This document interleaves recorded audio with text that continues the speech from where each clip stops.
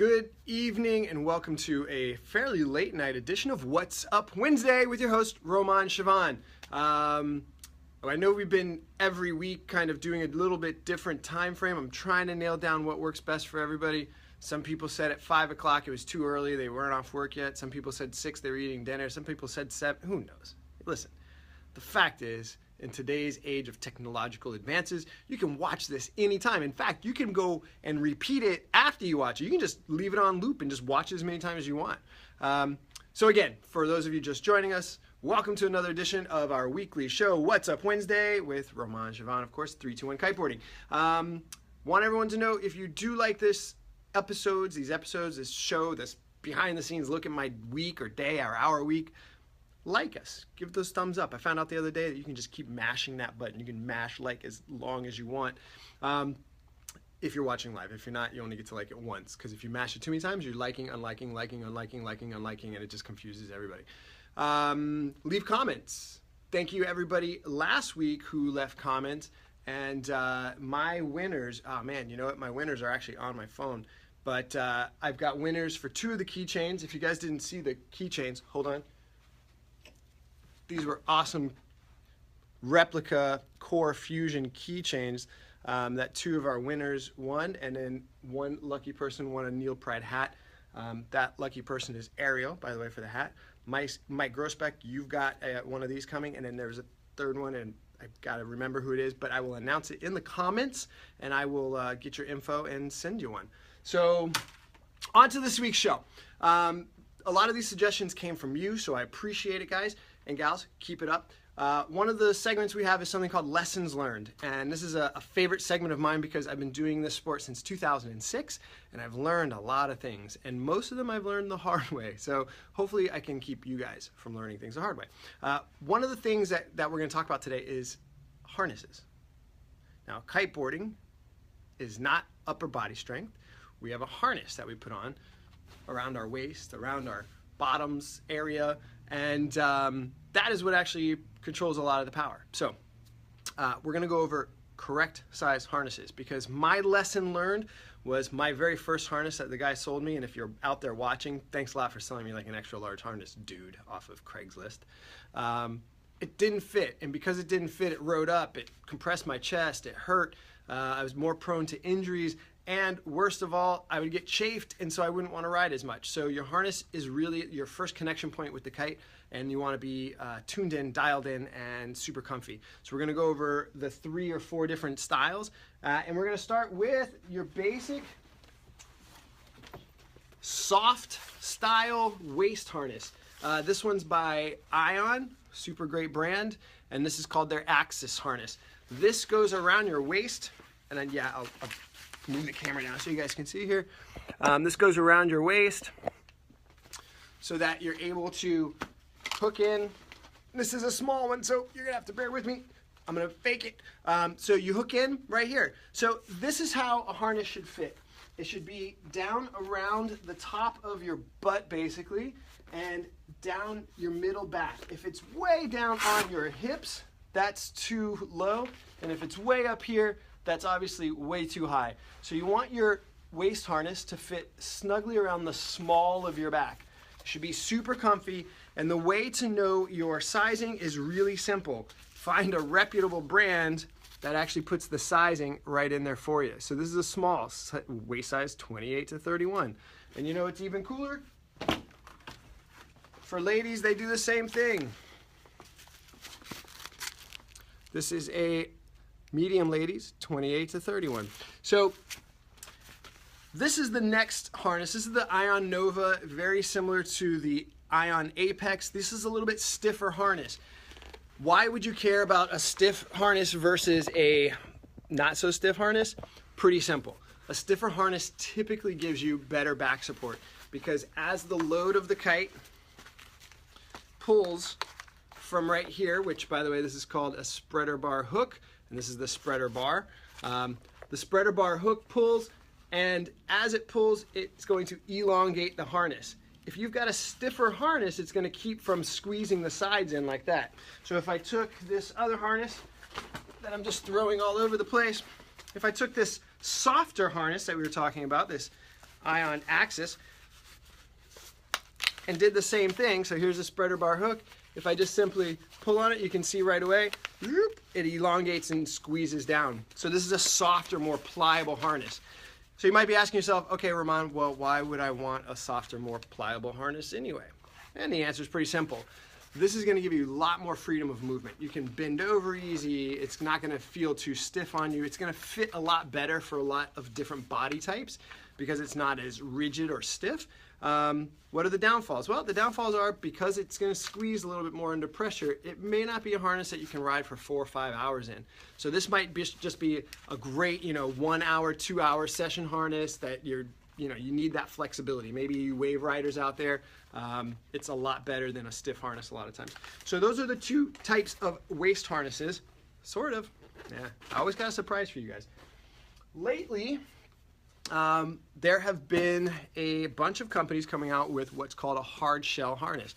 Hard shell harnesses are waist harnesses, but they're made out of a really hard type of material, whether that's fiberglass, carbon fiber, you name it.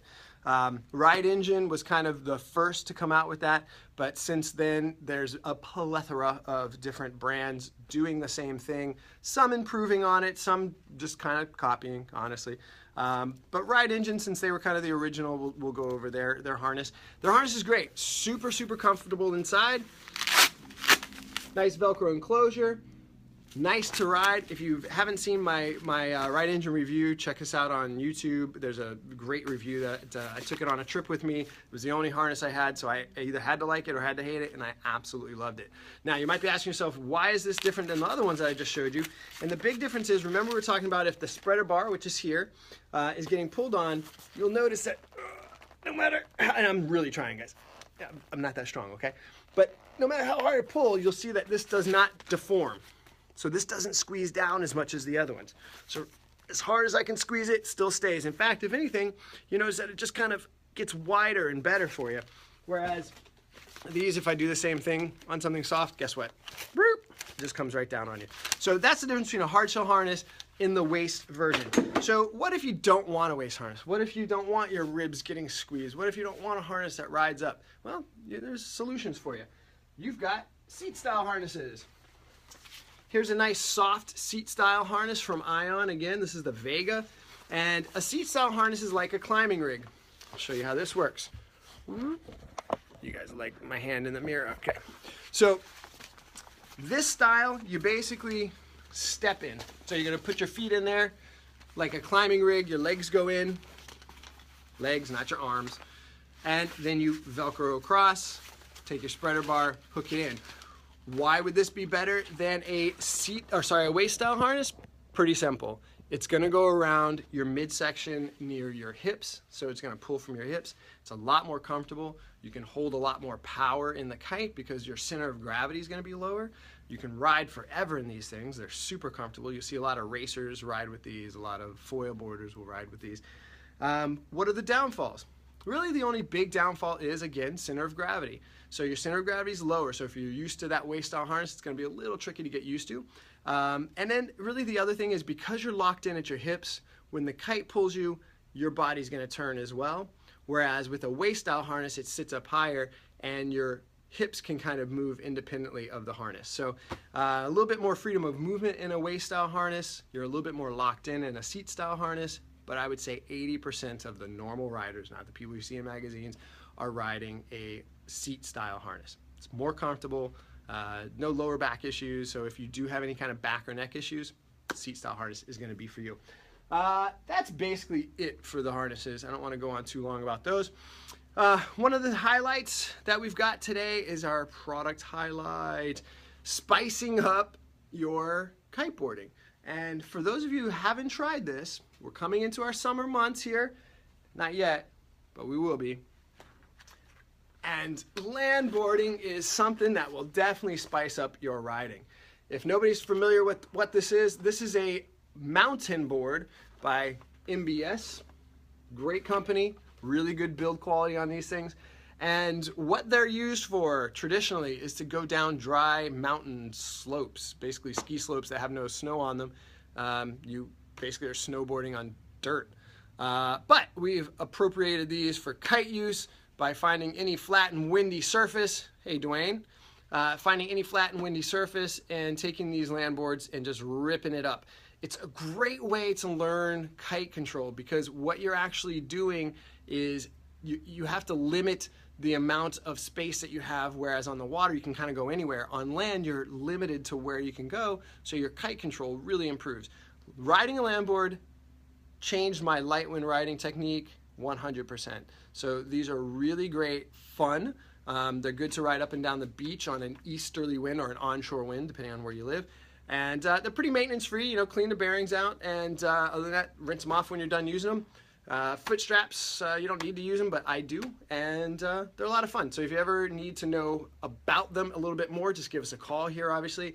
If you ever need to learn how to ride one, stop by and see us. It's super simple, all right? A lot of fun. It's a great way to get started kiteboarding too. So that's a land board by MBS.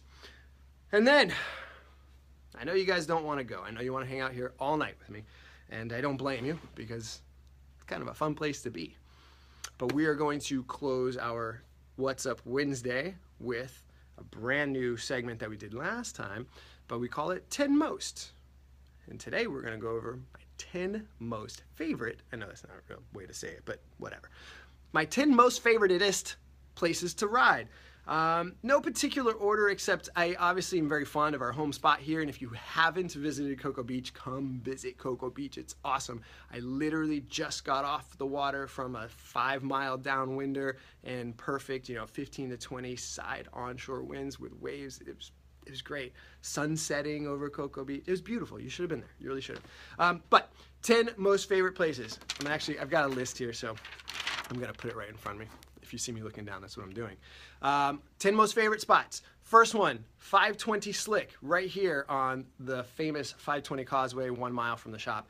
The 520 Slick has got a causeway that when the wind blows over it on the north, the wind is offshore, the water's just butter smooth, and if you're into freestyle, foiling, I mean anything where the water is like glass, but it can be blowing 100 miles an hour out, the 520 Slick is for you. Shallow, waist-high water everywhere. That's where we teach. It's just a really, really good spot. Second spot, Manatee Park. Manatee Park is just on the west side of the river, and on a southwest wind, it works great. There's a sandbar out there. You can kind of go out there and play. If you had like a little table you could bring with you and a picnic, you could find that sandbar and set up a picnic and just leave your kite and have, I mean, you're not going to, but you could. Just the possibility is there, right? Third place is Manatee. Oh, sorry, that was Manatee Park. It was Parish Park. Parish Park is in Titusville, about 20-25 minutes to the north of us. That causeway runs at kind of a slant angle. Hey, David, thank you for joining us. And thank you, everybody who's joining us, by the way. And I'll leave it at that. Parish Park on a southeast wind, it's just like the 520 Slick, where wind is blowing over the causeway offshore, and it's a great place to ride. You've got about, I don't know, half a mile of just beautiful area back and forth. Same thing, fairly shallow water downwind of you, and it's a really nice place, whether you're a beginner, intermediate, or advanced, okay? That basically brings me to my next favorite spot, which is anywhere on the beach here in Cocoa Beach. Like I said, just got done with a fantastic downwinder. For those of you that didn't come, shame on you. But yeah, we've got, you know, unrestricted beaches from here all the way down to Patrick Air Force Base, which is about 8 or 9 miles to the south of us. And you can ride anywhere, stay out of the lifeguard areas, but it's a great, great beach, and there's beach access everywhere. Here's a great spot that a lot of you probably have never tried, and this goes into my category of go and explore. You know, go explore Florida. There's some great spots to kite that aren't just your normal kite spots, and here's one of them. Speaking of Parish Park, if you keep going onto the Kennedy Space Center area, I think they call it the Merritt Island National Wildlife Reserve, even though it's not in Merritt Island, go figure. There's these roads called Biolab roads, and we found one day that was butted right up against something called the Mosquito Lagoon, and we just kiteboarded right off this little teeny dirt road. We kited in what equates to a ditch with alligators, but I mean, it was fun, but there probably weren't really alligators there, but I'm pretending there are for this story, okay? So Mosquito Lagoon, go and explore. It was great. Pismo Beach, California. We're jumping all the way across to the left coast. Anywhere in California is pretty great to go kiteboarding, but Pismo Beach was really nice. Pismo Beach reminded me a lot of Florida, except you could see mountains around. It's kind of got that large beach break type waves, but you do see like otters and sea lions and things like that. So it was a refreshing switch. But anywhere up and down the coast is really good. Santa Cruz was good as well, but that's not on my list. So, you know, don't add that because I know somebody's counting how many I'm doing out of my 10 most, okay? Squamish, British Columbia. So it's near Whistler in BC. It's a pretty cool place. So it's a river mouth that meets the ocean, and there's lots of wind, and there's big tides, and you can have flat water, you can have choppy, but you're riding in between these huge canyons. It's just absolutely beautiful. Coming all the way back over to the right coast, just to the north of us, one of the first places that I explored to ride is Matanzas Inlet. Matanzas Inlet is near St. Augustine, and it's a great location. What you do need to watch out for, sorry, I got an alert here. What you do need to watch out for is the tides. So it's an open inlet, so you do want to go there on an opposing current. So you want the current to be going out, wind to be blowing in, so that way it's easy to go upwind. So make sure you're watching out for any places that have currents like that. All right. Lighthouse Point in Pompano Beach. Everybody down in Pompano, hey, big shout out. You guys have a great crowd, beautiful location, and there is a reef there, so be careful. I've ended up on the reef before, and so ask your locals, you know, what kind of obstacles are out there to look out for. But it's a beautiful, beautiful scene. You know, you've got a lighthouse, you've got an inlet there, and it's just great riding, and you don't have all the traffic of Miami or Fort Lauderdale. And that brings me to my last and most favorite place, and the last place I actually visited in the first time I've ever been there was Curry Hammock State Park in Marathon Key. Great place, wonderful park, great staff, and it's just a beautiful riding location. Super flat water, it's just crystal clear blue, and you can explore until your heart, you know, just melts out of beauty. So that is the 10 most favoritist places that I've ever ridden. And again, thank you everybody for joining. I really appreciate it. Give us a thumbs up if you've liked the episode. If you're watching this on YouTube or any of the other ones, I'll leave descriptions to all the stuff we talked about and some of the locations as well. And I hope to see everybody next week for a super exciting installment. Thanks for the love. There we go. If you're live, by the way, you can just mash that like button. It's crazy. So next week, we are going to be talking about some very, very exciting things. So if you haven't seen this episode before and this is your first one, just wait. It gets even better, like every week. I don't know how I do it, but I do. All right. Thanks for crushing the like button. I love it. So thank you very much. You guys make us what we are, and I really appreciate everybody tuning in. I wish I could stay here all night, but I actually ordered Thai out in Cape Canaveral right before I started this, so I'm sure they want me to pick it up, and I'm hungry because it's good stuff. So everybody, thank you for joining another episode of What's Up Wednesday. We will see you guys next week. Wah!